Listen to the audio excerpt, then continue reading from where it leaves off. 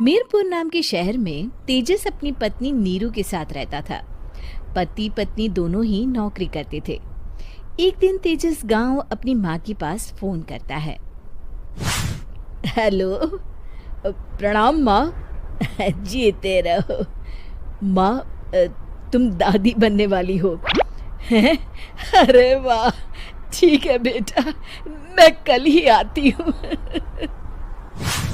जब माँ जी शहर पहुंची तो बेटे बहू ने बहुत अच्छे से स्वागत किया।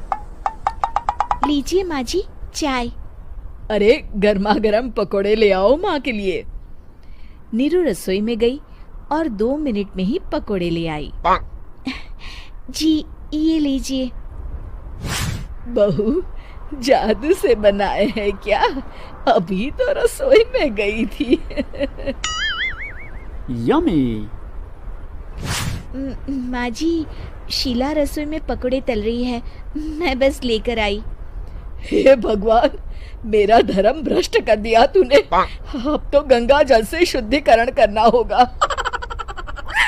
दूसरे दिन, माँ जी मैंने नाश्ता बना दिया है, ऑफिस जा रही हूँ। पर अभी तो घर का सारा काम पड़ा है। शीला आती ही होगी, झाड़ू पोछा बर्तन कपड़े वो सब कर लेगी। हमारे जमाने में घर का सारा काम हम ही करते थे। जी माँ जी, आप बहुत होशियार हैं, मैं घर ऑफिस दोनों नहीं संभाल पाती। तो जरूरत क्या है घर से बाहर जाकर चाकरी करने की? वैसे भी घर का काम खुद करने से घर में बरकत आती है, समझी? पर माँ जी। पर वर कुछ नहीं, इस महीने की पगार मिले फिर ऑफिस बंद है। हाँ। रात को नीरू तेजस से कहती है, सुनिए जी, माँ जी बोल रही थी कि मैं नौकरी छोड़ दूं। वैसे ठीक ही तो है, अभी तुम्हें आराम की जरूरत है। फिर भी आराम कहाँ, शीला को छुड़ाने के लिए बोल रही थी। तो अब 24 घंटे में इतना काम तो कर ही सकती हो। पर जॉब पसंद है मुझे, घर पर मन नहीं लगेगा। अगले दिन जब दोनों ऑफिस के लिए निकल रहे थे, मेरी तो कोई कीमत ही नहीं है इस घर में। माँ जी, आजकल महंगाई बहुत है, रहन सहन भी बदल गया है, दोनों नौकरी करते हैं तभी ठीक रहता है। अच्छा, तू कहना क्या चाहती है? मेरा बेटा तुझे बिठा के खिला नहीं सकता? तू ही इस घर का खर्च चला रही है, हैं? नहीं माँ जी, मेरा वो मतलब नहीं था। मतलब खूब समझती हूँ, ये बाल धूप में सफेद नहीं किए मैंने। हाँ। अब तो ये रोज का काम हो गया था। तेजस भी रोज की झिकझिक से परेशान हो गया था। एक दिन उसने कहा, नीरू, वैसे भी तुम्हें मैटरनिटी लीव मिलने वाली है, तो अभी से ही छुट्टी ले लो। पर क्या, मेरी सैलरी अच्छी खासी है। आखिर नीरू ने रिजाइन कर दिया। जब बच्चा हुआ तो घर में सब बहुत खुश हुए। कुछ दिनों बाद तेजस फाइल देख रहा था। क्या हुआ तेजस, कुछ परेशान लग रहे हो?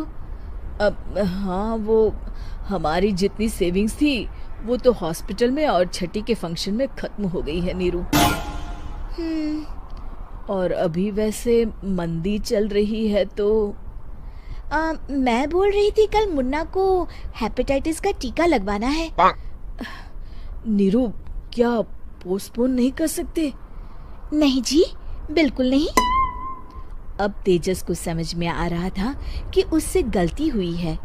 पैसों की कमी का असर घर के माहौल पर भी पड़ रहा था। अगले दिन, बेटा मेरा चश्मा और ये दवाइयाँ ले आना, पर्चा देते हुए माँ जी ने कहा। जी। तेजस, मुन्ना के लिए दूध का डिब्बा और डायपर भी ले आना, और ये किराने के सामान की लिस्ट है, इसे भी लाना है। तेजस गुस्से में लिस्ट मरोड़कर फेंकता है और चिल्लाता है, पैसे क्या पेड़ पर उगते हैं? ये ले आना, वो ले आना। अरे पर ये जरूरत का सामान ही है। वो गुस्से में बिना कुछ कहे ऑफिस चला गया। अरे लंच तो ले जाइए। नीरू दौड़कर डिब्बा पकड़ाती है एक दिन खाना खाने के बाद, नीरू, अब तो मुन्ना कुछ बड़ा हो गया, तो अब तुम वापस ज्वाइन कर लो ना जॉब। पर इस रिसेशन में जॉब मिलना बहुत मुश्किल है। ट्राई तो करो। फिर मुन्ना, माँ जी है ना, और एक फुल टाइम मेड भी लगा लेंगे।